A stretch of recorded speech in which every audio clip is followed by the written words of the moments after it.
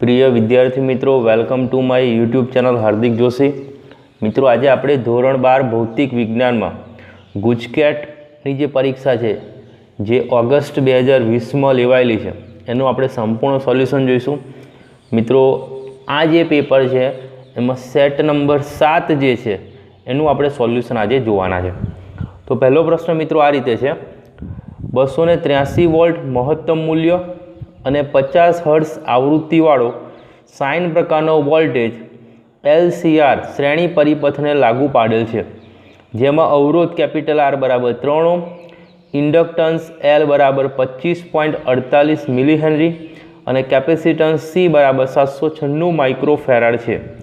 તો અનુનાદની સ્થિતિમાં પરિપથનો ઇમ્પિડન્સ શોધો। મિત્રો, સૌપ્રથમ આપણે ઇમ્પિડન્સ જે છે એનું સમીકરણ ધ્યાનમાં લઈશું। તો ઇમ્પિડન્સનું સમીકરણ આ રીતે છે, મોડ ઓફ Z બરાબર વર્ગમૂળમાં R² પ્લસ કૌંસમાં XL માઇનસ XC નો વર્ગ। હવે મિત્રો, અહીં તમને અનુનાદની સ્થિતિ આપી છે। પ્રશ્ન જે છે એમાં તમારે અનુનાદની સ્થિતિમાં પરિપથનો ઇમ્પિડન્સ શોધવાનું છે। મિત્રો, જ્યારે પણ અનુનાદની સ્થિતિ આપી હોય ત્યારે હંમેશા XL અને XC ના મૂલ્યો સમાન થશે, બરાબર। એટલે ઇન્ડક્ટરનો જે અસરકારક અવરોધ છે, બરાબર, એનું મૂલ્ય કેપેસિટરના અસરકારક અવરોધ જેટલું થાય છે, XL બરાબર XC। તેથી XL માઇનસ XC આ પદ જે છે મિત્રો, વર્ગમૂળમાં જે બીજું પદ તમને આપેલું છે એ 0 થઈ જશે, અને એ પદ જો 0 થઈ જાય તો મોડ ઓફ Z બરાબર ફક્ત લખાશે વર્ગમૂળમાં R²। વર્ગમૂળમાં R² એટલે ખાલી R, અને અવરોધનું મૂલ્ય તમને આપી દીધું છે મિત્રો 3 ઓહ્મ। તો ઇમ્પિડન્સનું જે મૂલ્ય છે, બરાબર, એ 3 ઓહ્મ મળશે। મિત્રો, યાદ રાખજો, જ્યારે પણ અનુનાદની સ્થિતિ આપી હોય તો ઇમ્પિડન્સનું મૂલ્ય એ પરિપથમાં જે અવરોધ જોડેલો છે તેના જેટલું હોય છે। હવે આપણે બીજો MCQ જોઈએ મિત્રો। MCQ નંબર 2, પ્રશ્ન આ રીતે આપેલો છે, વાસ્તવિક ટ્રાન્સફોર્મર માટે શું સાચું છે? મિત્રો, આપણે જે વ્યવહારમાં જે ટ્રાન્સફોર્મર વાપરીએ છીએ એની વાત કરવામાં આવી છે। તો જ્યારે પણ આપણે વાસ્તવિક ટ્રાન્સફોર્મરની વાત કરીએ તો હંમેશા ઇનપુટ પાવર એટલે કે PI એ આઉટપુટ પાવર PO કરતાં વધુ હોય છે। જેટલો પાવર આપણને ઇનપુટમાં મળે છે, બરાબર, એનું મૂલ્ય આઉટપુટમાં મળતા પાવર કરતાં હંમેશા વધુ હોય છે। એટલે PI ગ્રેટર દેન PO આવશે। મિત્રો, જો તમને આદર્શ ટ્રાન્સફોર્મરની વાત કરવામાં આવી હોય તો PI અને PO બંનેનું મૂલ્ય સમાન હશે, પણ મિત્રો વાસ્તવિક જે ટ્રાન્સફોર્મર છે, બરાબર, વ્યવહારમાં આપણે જે ટ્રાન્સફોર્મર વાપરીએ છીએ એમાં PI ઇનપુટ પાવર હંમેશા આઉટપુટ પાવર કરતાં વધારે હોય છે। એના પછીનો પ્રશ્ન જોઈએ મિત્રો। પ્રશ્ન નંબર 3, સ્થાનાંતર પ્રવાહનો સ્ત્રોત કયો છે? એટલે સ્થાનાંતર પ્રવાહ એ શેને કારણે ઉદ્ભવે છે? તો યાદ રાખજો, બદલાતું વિદ્યુત ક્ષેત્ર એ સ્થાનાંતર પ્રવાહનો સ્ત્રોત છે। એટલે જ્યારે વિદ્યુત ક્ષેત્ર બદલાય, વિદ્યુત ક્ષેત્ર સદિશ E, ત્યારે આપણને સ્થાનાંતર પ્રવાહ મળશે। એના પછીનો પ્રશ્ન જુઓ મિત્રો, થિયોરિટિકલ પ્રશ્ન છે આવ્યો, પારજાંબલી કિરણોની તરંગ લંબાઈ ખાલી જગ્યાથી ખાલી જગ્યા સુધી વિસ્તરેલી હોય છે। તો પારજાંબલી કિરણો, પારજાંબલી એટલે અલ્ટ્રાવાયોલેટ કિરણો, એની તરંગ લંબાઈ 400 નેનોમીટરથી 1 નેનોમીટર સુધી વિસ્તરેલી હોય છે। આ થિયોરિટિકલ પ્રશ્ન તમારે મિત્રો યાદ રાખવાનો છે। એના પછીનો પ્રશ્ન છે પ્રશ્ન નંબર 5, ધ્યાનથી જુઓ મિત્રો, એકદમ સહેલો પ્રશ્ન છે। પૃથ્વીને પોતાની ધરીને અનુલક્ષીને એક પરિભ્રમણ કરતાં 24 કલાક લાગે છે, બરાબર મિત્રો। આ વિધાન આપણને ખબર છે, પૃથ્વી પોતાની ધરીની આસપાસ એક પરિભ્રમણ પૂરું કરે તો 24 કલાક એને લાગશે। પૃથ્વી પરથી સૂર્યનો જોતા તેની 1 ડિગ્રી જેટલી શિફ્ટ માટે તેને કેટલો સમય લાગશે? એટલે પૃથ્વી પરથી આપણે સૂર્યને જોવાનો છે અને 1 ડિગ્રી શિફ્ટ માટે જે સમય લાગે શોધવાનો છે। તો એકદમ સહેલું અહીંયા આગળ મિત્રો તમારે વાપરવાનો છે મિત્રો, કે પૃથ્વી પોતાની ધરી પર એક પરિભ્રમણ પૂર્ણ કરતાં 24 કલાકનો સમય લે છે।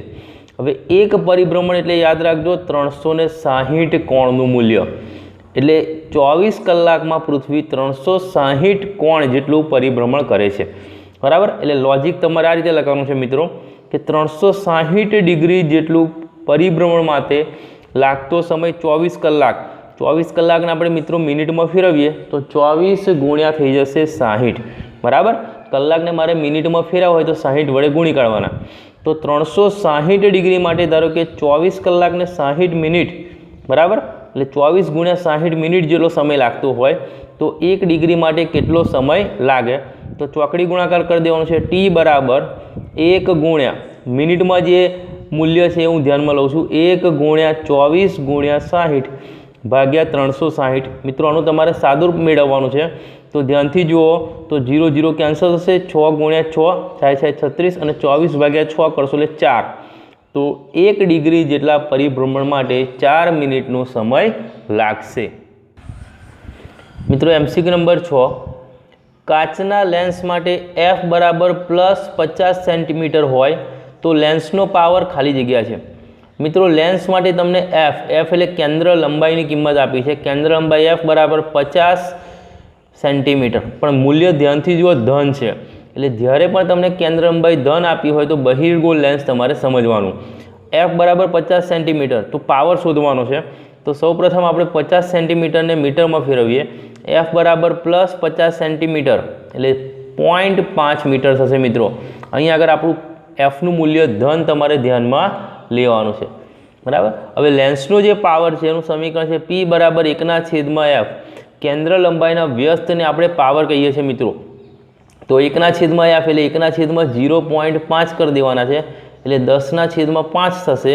તો પાવર જે છે એનું મૂલ્ય તમને મળશે +2 મળશે. મિત્રો કેન્દ્ર લંબાઈ ધન છે તો પાવર પણ ધન મળે. અને પાવરનો એકમ યાદ રાખજો મિત્રો, ડાયોપ્ટર એકમ છે. જ્યારે પણ લેન્સના પાવરની આપણે વાત કરીએ ત્યારે ડાયોપ્ટર એકમ વાપરીશું. તો પાવરનો જવાબ આવશે +2 ડાયોપ્ટર. એટલે બહિર્ગોળ લેન્સ તમે વાપર્યો છે એવું કહી શકાય. પાવર જ્યારે ધન તો બહિર્ગોળ લેન્સ અને પાવર જ્યારે ઋણ ત્યારે અંતર્ગોળ લેન્સ. એના પછીનો પ્રશ્ન છે જુઓ મિત્રો, થિયોરિટિકલ પ્રશ્ન છે.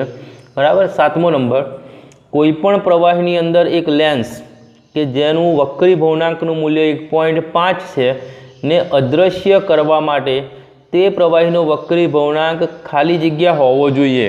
મિત્રો આપણે પ્રવાહી જે ધ્યાનમાં લીધું છે એની અંદર એક લેન્સ મૂકી દેવાનો છે. લેન્સનો વક્રી ભવનાંક 1.5 છે. હવે મારે તેને અદૃશ્ય કરવું હોય તો જે પ્રવાહી હું વાપરીશ એનો વક્રી ભવનાંક પણ 1.5 હોવો જોઈએ. વક્રી ભવનાંક એક સમાન હશે તો પ્રકાશનું વક્રીભવન થશે નહીં અને આપણને જે લેન્સ પ્રવાહીમાં મૂકેલો છે એ દેખાશે નહીં. તો લેન્સનો વક્રી ભવનાંક 1.5 હોવાથી પ્રવાહીનો વક્રી ભવનાંક પણ 1.5 જ હોવો જોઈએ, જેથી લેન્સ અદૃશ્ય થઈ જશે. એના પછીનો MCQ મિત્રો જો MCQ નંબર 8, અંતર્ગોળ અરીસાના અક્ષ પર ધ્રુવ અને કેન્દ્ર વચ્ચે રાખેલી વસ્તુના પ્રતિબિંબનો પ્રકાર કેવો હશે? તો અંતર્ગોળ અરીસો તમારે મિત્રો ધ્યાનમાં લેવાનો છે. ધ્રુવ P અને કેન્દ્ર એટલે મુખ્ય કેન્દ્ર F વચ્ચે જ્યારે આપણે વસ્તુ મૂકીએ તો એનો પ્રકાર જે છે એ આભાસી, ચત્તુ અને મોટું હશે. આભાસી, ચત્તુ એટલે સીધું પ્રતિબિંબ અને મોટું હશે. બીજી એક શક્યતા પણ છે મિત્રો આગળ, આ પ્રતિબિંબ વાસ્તવિક, ઉલટું અને મોટું પણ હોઈ શકે છે. બરાબર. તો આટલા પોઈન્ટ તમારે યાદ રાખવાના છે. એના પછીનો પ્રશ્ન 9મો પ્રશ્ન જુઓ મિત્રો, 2 સ્લીટો વચ્ચેનું અંતર 3 મિલીમીટર અને પડદો 2 મીટર દૂર રાખવામાં આવે છે. 9મા નંબરનો MCQ, 2 સ્લીટો વચ્ચેનું અંતર 3 મિલીમીટર, પડદો 2 મીટર દૂર રાખવામાં આવે છે. જ્યારે 500 નેનોમીટર તરંગ લંબાઈનો બ્લુ ગ્રીન પ્રકાશ વાપરવામાં આવે ત્યારે સલાકાઓ વચ્ચેનું અંતર કેટલું થશે? મિત્રો જે મૂલ્યો આપેલા છે અલગ કરી દઈએ. તો ધ્યાનથી જો આગળ સૌપ્રથમ તમને 2 સ્લીટો વચ્ચેનું અંતર આપી દીધું છે. 2 સ્લીટો વચ્ચેનું અંતર એટલે સ્મોલ d 3 મિલીમીટર અને મીટરમાં ફેરવવાનું છે 3 × 10⁻³ મીટર. પડદાનું અંતર આપ્યું છે કેપિટલ D 2 મીટર અને તરંગ લંબાઈ જે છે બ્લુ ગ્રીન પ્રકાશની જે તરંગ લંબાઈ છે એ છે 500 નેનોમીટર. 500 નેનોમીટર એટલે મિત્રો 500 × 10⁻⁹ મીટર. તો સલાકાઓ વચ્ચેનું અંતર એટલે બીટા શોધવાનું છે. મિત્રો સલાકા વચ્ચેનું અંતર બીટાનું સમીકરણ છે lambda capital D upon small d. Lambda એટલે તરંગ લંબાઈ 500 × 10⁻⁹, કેપિટલ D એટલે 2 મીટર અને સ્મોલ d એટલે 3 × 10⁻�III. મિત્રો આનો તમે જવાબ લાવશો એટલે 0.33 × 10⁻³ મીટર જવાબ આવશે. ઓપ્શનમાં તમને જવાબ મિલીમીટરમાં આપેલો છે તો બીટા બરાબર થઈ જશે મિત્રો 0.33 મિલીમીટર. 10⁻³ છે એને આપણે મિલીમીટરમાં ફેરવવાની છે. એના પછીનો MCQ જુઓ મિત્રો, 10મા નંબરની MCQ, જ્યારે અડચણની પહોળાઈ 4 મિલીમીટર હોય અને તરંગ લંબાઈ 500 નેનોમીટર હોય તો કયા અંતર માટે કિરણ પ્રકાશશાસ્ત્ર એક સારી સન્નિકટતા હશે? સારી સન્નિકટતા એટલે મિત્રો આપણે ફ્રેનલ અંતર શોધવાનું છે. તો અડચણની પહોળાઈ D બરાબર 4 મિલીમીટર એટલે 4 × 10⁻³ મીટર બરાબર. તરંગ લંબાઈ જે વાપરેલી છે એ છે 500 નેનોમીટર એટલે 500 × 10⁻⁹ મીટર બરાબર. આપણે અંતર શોધવાનું છે કયા અંતર માટે કિરણ પ્રકાશશાસ્ત્ર રે ઓપ્ટિક્સ વેલિડ થશે બરાબર. એટલે રે ઓપ્ટિક્સ જે છે સારી સન્નિકટતા હશે તો એ અંતરને આપણે ફ્રેનલ અંતર કહીએ છીએ મિત્રો. અને એનું સમીકરણ છે ZF બરાબર D²/λ. ઘણીવાર અડચણની પહોળાઈ માટે સંજ્ઞા એ પણ વપરાય છે, A² પણ તમે સંજ્ઞા વાપરી શકો છો મિત્રો, પણ સમીકરણ આ રીતે જ આવશે D² અથવા A². D² એટલે 4 × 10⁻³ તરંગ લંબાઈ છે 500 × 10⁻⁹. આનો મિત્રો તમે જવાબ લાવશો તો ZFનું મૂલ્ય તમને મળશે 32 મીટર. એટલે 32 મીટર સુધી કિરણ પ્રકાશશાસ્ત્ર રે ઓપ્ટિક્સ આપણે લાગુ પાડી શકીએ. MCQ નંબર 11 મિત્રો, માઇક્રોસ્કોપની વિભેદન શક્તિ ખાલી જગ્યા હોય છે. હવે મિત્રો માઇક્રોસ્કોપ જે છે એની વિભેદન શક્તિનું સમીકરણ છે 1/d મિનિમમ. જે લઘુત્તમ અંતર છે એનો વ્યસ્ત તમે કરી દો એટલે વિભેદન શક્તિ મળી જાય. તો એનું સમીકરણ થઈ જશે મિત્રો 2n sin β/1.22 λ. મિત્રો ખાસ યાદ રાખજો, ગુજકેટ 2020નું જે પેપર છે એમાં આ ઓપ્શન તમને ABCDમાં આપેલો નથી બરાબર. એટલે આ જે જવાબ જે છે તમારો સાચો જવાબ છે પણ ઓપ્શન ABCDમાં આપેલો નથી, એટલે એ વિદ્યાર્થીઓને 1 માર્ક્સનું એમાં ગ્રેસિંગ મળી જશે. એના પછીનો પ્રશ્ન મિત્રો 12મો નંબર, 100 વોલ્ટના વિદ્યુત સ્થિતિમાનના તફાવત વડે પ્રવેગિત થયેલા ઇલેક્ટ્રોન સાથે સંકળાયેલી ડી બ્રોગલી તરંગ લંબાઈ કેટલી હશે? મિત્રો અહીં આપણને વિદ્યુત સ્થિતિમાનનો તફાવત આપી દીધો છે V બરાબર 100 વોલ્ટ, તેના સાથે સંકળાયેલી ડી બ્રોગલી તરંગ લંબાઈ લેમ્બડા આપણે શોધવાની છે. મિત્રો આ જે સમીકરણ છે ખૂબ જ અગત્યનું સમીકરણ છે. તરંગ લંબાઈ અને વિદ્યુત સ્થિતિમાનના તફાવતનું સમીકરણ લેમ્બડા બરાબર 1.227/√V નેનોમીટર. તો Vની કિંમત અહીં આગળ આપણે વાપરવાની છે મિત્રો 1.227/√100. વર્ગમૂળમાં 100 તમે કરશો એટલે 10 થઈ જશે મિત્રો. તો 1.227/10 નેનોમીટર એટલે જવાબ તમારો આવશે 1.227/10 કરી દેવાના એટલે 0.1227 નેનોમીટર બરાબર. 1227 નેનોમીટર. ઓપ્શનમાં જે જવાબ આપેલો છે તમને મિત્રો એ દશાંશ ચિહ્ન પછી 3 સ્થાનમાં આપેલો છે એટલે 7ને આપણે રાઉન્ડ ઓફ કરી દેવાનું છે મિત્રો. એટલે અહીંયા આગળ જવાબ તમારો આવશે 0.123 નેનોમીટર. 7ને રાઉન્ડ ઓફ કરી દેશો એટલે આગળની જે સંખ્યા છે 2 એમાં 1નો વધારો થઈ જશે એટલે 0.223 નેનોમીટર મળશે. એના પછીનો પ્રશ્ન MCQ નંબર 13, સિઝિયમની થ્રેશોલ્ડ આવૃત્તિ 5.16 × 10⁻14 હર્ટ્ઝ છે તો તેનું કાર્ય વિધેય શોધો. મિત્રો થ્રેશોલ્ડ આવૃત્તિ જે છે એને આપણે ν0 વડે દર્શાવીએ છીએ. ઘણીવાર F0 માટે F0 પણ સંજ્ઞા વપરાય છે. અહીં આપણે ν0 સંજ્ઞા વાપરી છે. તો ν0 બરાબર 5.16 × 10⁻14 હર્ટ્ઝ. મારે શોધવું છે કાર્ય વિધેય. કાર્ય વિધેય એટલે યાદ રાખજો ∅0. તો ∅0નું સમીકરણ છે મિત્રો Hν0. H એટલે પ્લાન્કનો અચળાંક, એનું મૂલ્ય છે 6.63 × 10⁻34 ગુણ્યા આવૃત્તિ બરાબર. થ્રેશોલ્ડ આવૃત્તિ 5.16 × 10⁻14. મિત્રો આ જે તમને જવાબ મળશે આ બંનેનો ગુણાકાર કરીને એ જવાબ જૂલમાં મળશે. મિત્રો ઓપ્શન જે તમને આપેલા છે એમાં જવાબ ઇલેક્ટ્રોન વોલ્ટમાં શોધવાનો કયો છે. તો જો મારે ઇલેક્ટ્રોન વોલ્ટમાં જવાબ શોધવો હોય તો આ સમીકરણને હું E વડે ભાગી કાઢીશ. એટલે ભાગ્યા E કરી દેવાના. E એટલે 1.6 × 10⁻19. આનો તમે જવાબ લાવશો મિત્રો તો ∅0 બરાબર આવે છે 2.14 ઇલેક્ટ્રોન વોલ્ટ. મિત્રો ખાસ ધ્યાન આપજો, ∅0 બરાબર સમીકરણ છે Hν0 પણ આપણે જવાબ ઇલેક્ટ્રોન વોલ્ટમાં જોઈએ છે એટલે E વડે આપણે એને ભાગી કાઢીશું. MCQ નંબર 14 એના પછીનો MCQ, આલ્ફા કણ કરતાં સોનાના કણનું ન્યુક્લિયસ લગભગ ખાલી જગ્યા ઘણું ભારે છે મિત્રો આ થિયોરિટિકલ પ્રશ્ન છે।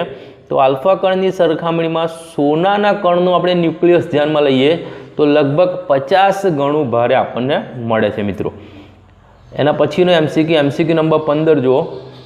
હાઇડ્રોજન પરમાણુની ધરા સ્થિતિની ઉર્જા -13.6 ઇલેક્ટ્રોન વોલ્ટ છે। આ અવસ્થામાં ઇલેક્ટ્રોનની ગતિ ઉર્જા ખાલી જગ્યા મળશે। મિત્રો ધરા સ્થિતિની ઉર્જા એટલે તમને કુલ ઉર્જા આપી દીધી છે। આપણે આ અવસ્થામાં ઇલેક્ટ્રોનની ગતિ ઉર્જા શોધવાની છે। તો એકદમ સહેલું સમીકરણ છે મિત્રો, ગતિ ઉર્જા બરાબર માઇનસ કુલ ઉર્જા બરાબર। કુલ ઉર્જા જે છે એનું તમે માઇનસ કરી દેશો એટલે ગતિ ઉર્જા મળી જશે। ગતિ ઉર્જાને કે વડે દર્શાવીએ છીએ, કે બરાબર -E થશે, કુલ ઉર્જા એટલે -E। તો આ માઇનસની નિશાની અહીંની એવી ને એવી જ આપણે વાપરવાની છે। ધરા સ્થિતિની જે ઉર્જા છે કુલ ઉર્જા એ માઇનસ જ છે જુઓ મિત્રો, એટલે કૌંસમાં -13.6 માઇનસ માઇનસ પ્લસ થઈ જશે એટલે જવાબ આપણને મળશે મિત્રો +13.6 ઇલેક્ટ્રોન વોલ્ટ। તો ગતિ ઉર્જા કે બરાબર આપણને મળી જશે +13.6 ઇલેક્ટ્રોન વોલ્ટ। એના પછીનો પ્રશ્ન જુઓ મિત્રો, પરમાણુ જે ચેપ્ટર છે એમાંથી આ પ્રશ્નો પૂછેલા છે। 16મા નંબરનો એમસીક્યુ, બામર શ્રેણી માટે લઘુત્તમ તરંગલંબાઈ ખાલી જગ્યા હશે। મિત્રો શ્રેણી તમને આપી દીધી છે, બામર શ્રેણી, લઘુત્તમ તરંગલંબાઈ આપણે શોધવાની છે। તો સૌપ્રથમ બામર શ્રેણીનું સમીકરણ તમારે યાદ રાખવાનું છે। હાઇડ્રોજન વર્ણપટમાં જે શ્રેણીઓ મળે છે કુલ 5 શ્રેણીઓ છે, એમાં બામર શ્રેણીનો બીજો નંબર છે। તો એનું સમીકરણ આ રીતે છે, 1/2 તરંગલંબાઈ લેમ્બડા બરાબર r કૌંસમાં 1/2 વર્ગ માઇનસ 1/1 n વર્ગ। મિત્રો યાદ રાખજો, બીજા નંબરની શ્રેણી છે એટલે આગળ 2 વર્ગ આવશે। પહેલા નંબરની શ્રેણી છે લાયમન શ્રેણી, તો 1/1 વર્ગ આવે, પણ આપણે બામર શ્રેણીની વાત કરીએ છીએ એટલે 1/2 વર્ગ માઇનસ 1/n વર્ગ। એનના શક્ય મૂલ્યો મિત્રો 2, 3, 4 અનંત સુધી છે। હવે ધ્યાન આપજો મિત્રો, આપણે લઘુત્તમ તરંગલંબાઈ શોધવાની છે, એટલે જ્યારે તરંગલંબાઈ લેમ્બડા મિનિમમ હોય, લઘુત્તમ હોય, તો એનનું તમારે છેલ્લું મૂલ્ય ધ્યાનમાં લેવાનું, અને એનનું છેલ્લું મૂલ્ય મિત્રો આવશે અનંત। તો આ જે ઉપરનું સમીકરણ છે એમાં લેમ્બડાની જગ્યાએ જો મારે લેમ્બડા મિનિમમ જોઈતું હોય તો n બરાબર અનંત વાપરવું પડે, એટલે 1/2 લેમ્બડા મિનિમમ બરાબર r કૌંસમાં 1/2 વર્ગ માઇનસ 1/અનંતનો વર્ગ। હવે મિત્રો 1/અનંતનો જે વર્ગ છે એનું મૂલ્ય 0 થઈ જશે, તો આપણો જે જવાબ આવશે મિત્રો આ એવું ને એવું જ આવશે, 1/2 વર્ગ એટલે 1/4 આવી જશે મિત્રો। એટલે 1 લેમ્બડા મિનિમમ બરાબર સમીકરણ આવશે r/4। મિત્રો આ તો લેમ્બડા મિનિમમનો વ્યસ્ત છે બરાબર, આપણે તો તરંગ લંબાઈ શોધવી છે બરાબર। તો આનું આપણે શું કરી દઈશું, સમીકરણને ઉલટાઈ દઈશું, તો લેમ્બડા મિનિમમ બરાબર સમીકરણ આવી જશે 4/r। યાદ રાખજો મિત્રો, r એટલે રીડબર્ગ અચળાંક। ઓપ્શનમાં તમને આ સમીકરણ મેળવવાનું કહ્યું છે, જો મૂલ્ય મેળવવાનું કહે તો રીડબર્ગ અચળાંકનું મૂલ્ય મેળવીને તમે જવાબ લાવી શકો। એમસીક્યુ નંબર 17, 1 ગ્રામ દ્રવ્યની સમતુલ્ય ઉર્જા ખાલી જગ્યા છે। મિત્રો આપણને દળ આપી દીધું છે 1 ગ્રામ, એટલે m બરાબર 1 ગ્રામ। 1 ગ્રામ દળને મિત્રો આપણે કિલોગ્રામમાં ફેરવવાનું છે, તો 1 ગ્રામ બરાબર થશે મિત્રો 1 × 10⁻³ કિલોગ્રામ। એને સમતુલ્ય ઉર્જા એટલે કેપિટલ E શોધવાની છે। મિત્રો આપણે દળ ઉપરથી ઉર્જા શોધવી હોય તો એના માટેનું સમીકરણ છે E બરાબર mc²। આઇન્સ્ટાઈનનું સમીકરણ છે મિત્રો, એ વાપરીને તમારે જવાબ લાવી દેવાનો છે। m એટલે 1 × 10⁻³ c એટલે પ્રકાશનો વેગ 3 × 10⁸ c નો વર્ગ છે મિત્રો, એટલે 3 × 10⁸ નો વર્ગ કરી દેવાનો। આનું તમારે સાદરૂપ કરવું હોય મિત્રો તો 10⁻³ છે આગળ -3, 10⁸ નો વર્ગ તમે કરશો એટલે 10⁻16 થશે, 16 અને -3 એટલે 10⁻13 આવી જશે, અને 3 નો વર્ગ એટલે 9, 9 × 1 એટલે મિત્રો 9। તો જવાબ આપણો આવશે E બરાબર 9 × 10⁻13 જૂલ। એના પછીનો એમસીક્યુ જુઓ મિત્રો, સહેલો એમસીક્યુ છે। એમસીક્યુ નંબર 18, કઈ પ્રક્રિયામાં ન્યુટ્રોનનું પ્રોટોનમાં રૂપાંતરણ થાય છે? એટલે મિત્રો અહીંયા આગળ આપણે ન્યુટ્રોન જે છે એને પ્રોટોનમાં રૂપાંતર કરતી પ્રક્રિયાનું નામ કહેવાનું છે। તો સૌપ્રથમ આપણે આ ન્યુક્લિયર પ્રક્રિયા સમજી લઈએ। ન્યુટ્રોન એટલે 0n1, એને આપણે પ્રોટોનમાં રૂપાંતરણ કરવું છે મિત્રો, તો 1p1 આવશે। હવે મિત્રો બંને બાજુ આપણે પ્રોટોનની સંખ્યા બરાબર, એટલે વિદ્યુત ભારોની સંખ્યા આગળ સરખાવવાની છે। તો આ જે પ્રક્રિયા છે એ પ્રક્રિયામાં -1e0 એટલે ઇલેક્ટ્રોન ઉદ્ભવશે, એની સાથે એન્ટી ન્યુટ્રિનો ઉદ્ભવશે। ન્યુટ્રોનમાંથી મિત્રો જે પ્રોટોન બને છે એ પ્રક્રિયામાં ઇલેક્ટ્રોન અને એન્ટી ન્યુટ્રિનો ઉદ્ભવે છે, અને આ જે પ્રક્રિયા છે મિત્રો એ બીટા માઇનક ક્ષયની પ્રક્રિયા છે। તો ન્યુટ્રોનનું પ્રોટોનમાં રૂપાંતરણ જે પ્રક્રિયામાં થાય છે એ મિત્રો બીટા માઇનક ક્ષયની પ્રક્રિયામાં થાય છે। એના પછીનો પ્રશ્ન જો મિત્રો MCQ નંબર 19, કંડક્શન બેન્ડ અને વેલેન્સ બેન્ડ વચ્ચેની ફોરબિડન ગેપ ખાલી જગ્યા માટે સૌથી વધુ હોય છે। એટલે મિત્રો અહીં તમને પદાર્થોના જે વર્ગીકરણમાં નામ આવે છે એ નામ આપેલા છે, વાહકો, અવાહકો અને અર્ધવાહકો। તો યાદ રાખજો મિત્રો, ફોરબિડન ગેપ સૌથી વધારે અવાહકોમાં હશે, સૌથી ઓછી ગેપ વાહકોમાં જોવા મળશે। એના પછીનો MCQ મિત્રો જો MCQ નંબર 20, નીચે આપેલા ટ્રુથ ટેબલ કયા ગેટ માટે છે? તો મિત્રો ટ્રુથ ટેબલ આપી દીધું છે, બે ઇનપુટ છે A અને B, એના માટે આઉટપુટ મળે છે Y। હવે ઇનપુટ આ રીતે છે 0 0, તો આઉટપુટ એના માટે 1, પછી ઇનપુટ છે 0 1, આઉટપુટ 1, 1 0, આઉટપુટ 1, 1 1, આઉટપુટ 0। મિત્રો આપણને જે આઉટપુટના મૂલ્યો મળે છે એ NAND ગેટ માટે છે। તો NAND ગેટ જે છે એનું આ ટ્રુથ ટેબલ તમને આપેલું છે, તમારે વેરીફાઈ કરવું હોય તો મિત્રો એનું બુલિયન સમીકરણ છે y બરાબર a.b બરાબર, નોટ a.b। તો આનું તમે સમીકરણ જે છે એ ચકાસી શકો છો, બરાબર, અને આ જે ટ્રુથ ટેબલ છે એને વેરીફાઈ કરી શકો છો। એના પછીનો MCQ છે મિત્રો MCQ નંબર 21, MCQ નંબર 21 જે છે એમાં મિત્રો તમને એક સ્ટેપ નવું આપેલું છે, તો એ આપણે જોઈ લઈએ। શુદ્ધ સિલિકોન સ્ફટિકમાં 5 × 10⁸ પરમાણુ m⁻³ છે। મિત્રો અહીં આપણને સંખ્યા ઘનતા આપેલી છે। શુદ્ધ SI સ્ફટિકમાં, SI સ્ફટિક એટલે સિલિકોનનો સ્ફટિક, એમાં પરમાણુની કુલ સંખ્યા છે 5 × 10⁻² પરમાણુ m⁻³ તેમને 1 ppm ઘનતા સાથે આર્સેનિક વડે ડોપ કરવામાં આવે છે। મિત્રો ડોપિંગની પ્રક્રિયા ધ્યાનમાં લેવાની છે, અને 1 ppm 1 પાર્ટ્સ પર મિલિયન અહીં આગળ આપણને શબ્દ આપેલો છે। ઇલેક્ટ્રોન અને હોલની સંખ્યા ઘનતા ગણો। તો મિત્રો ઇલેક્ટ્રોનની સંખ્યા ઘનતા કેટલી હશે અને હોલની સંખ્યા ઘનતા કેટલી હશે આપણે ગણવાની છે। અને યાદ રાખજો Ni નું મૂલ્ય જે તમને આપેલું છે, બરાબર છે, ઇન્ટ્રિન્સિક નંબર ડેન્સિટી એ છે 1.5 × 10⁻16 m⁻³ હવે સૌપ્રથમ મિત્રો 1 પાર્ટ્સ પર મિલિયન જે છે એનો આપણે આગળ મુદ્દો સમજવાનો છે। તો 1 પાર્ટ્સ પર મિલિયન એટલે 1/10⁶, 1 પાર્ટ્સ પર મિલિયન એટલે 1 પર મિલિયન એટલે મિલિયન એટલે 10⁶ થશે, પણ પર મિલિયન છે એટલે 1/10⁶ પરમાણુ થશે। એટલે એનો મતલબ મિત્રો એમ થાય કે 10⁶ જેટલા સિલિકોનના પરમાણુ આપણી પાસે હોય તો 1 આર્સેનિકનો પરમાણુ એમાં ડોપ થશે, બરાબર। 10⁶ જેટલા સિલિકોનના પરમાણુ આપણી પાસે છે સ્ફટિકમાં, તો 1 આર્સેનિકનો પરમાણુ એમાં ડોપ કરી શકીએ। પણ આપણી પાસે મિત્રો 5 × 10⁻28 પરમાણુ છે, તો 5 × 10⁻28 સિલિકોનના પરમાણુ માટે કેટલા આર્સેનિકના અણુ ડોપ થાય? તો આ જે તમે સંખ્યા શોધશો મિત્રો, જેટલા આર્સેનિકના અણુ ડોપ થશે એટલા આપણને ઇલેક્ટ્રોન મળશે। મિત્રો 1 આર્સેનિકનો અણુ જો ડોપ થતો હોય તો આપણને 1 ઇલેક્ટ્રોન મળે, આ તમારે યાદ રાખવાનું છે મિત્રો।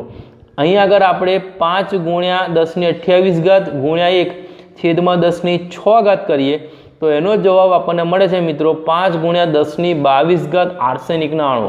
એટલે આટલા અણુ આપણે ડોપિંગ પ્રક્રિયામાં વાપરી શકીએ, અને જેટલા અણુ આપણે વાપરી શકીએ એટલા ઇલેક્ટ્રોન્સ આપણને મળશે। તો સ્ફટિકમાં, સિલિકોનના સ્ફટિકમાં 5 × 10⁻22 જેટલા ઇલેક્ટ્રોન્સ આપણને મળશે। તો આ થઈ ગઈ મિત્રો ઇલેક્ટ્રોનની સંખ્યા ઘનતા Ne। હવે આપણે હોલની સંખ્યા ઘનતા શોધવાની છે। તો હોલની સંખ્યા ઘનતા શોધવા માટે એક સમીકરણ છે મિત્રો, Ni² બરાબર Ne × NH। અહીં આપણે મિત્રો NH ને કરતા બનાવી દેવાના છે। તો NH ને હું કરતા બનાવું તો Ni² Ne આવી જશે।